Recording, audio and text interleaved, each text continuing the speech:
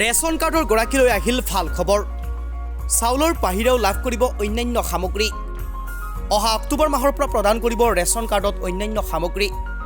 Ration কাৰ্ডৰ গৰাকীলৈ ৰাজ সাহায্যযুক্ত হাৰত 1 কিলোগ্ৰাম চেনি, 1 কিলোগ্ৰাম মচুৰ দালি, 1 কিলোগ্ৰাম নিমখ যোগান ধৰাৰ সিদ্ধান্ত। 5জনকৈ অধিক সদস্য থাকিলে অতিৰিক্ত 1 কিলোগ্ৰাম মচুৰ দাইল আগবঢ়াব চৰকাৰে। প্ৰতি কিলোগ্ৰাম মচুৰ দাইলত 25 টকাকৈ, প্ৰতি কিলোগ্ৰাম চেনিত 20 টকাকৈ আৰু প্ৰতি কিলোগ্ৰাম নিমখত 10 টকাকৈ ৰাজ সাহায্য প্ৰদান। ইয়াৰ বাবে বাজেটত ধৰা হৈছে 370 কোটি টকা।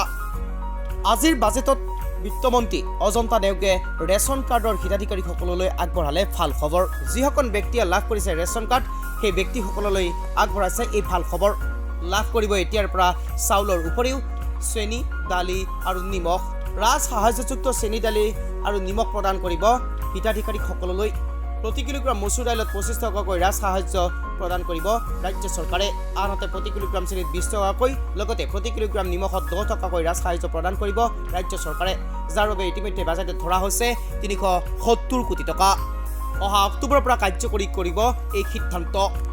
নিউজ ডেস্ক, প্ৰতিদিন লাইভ।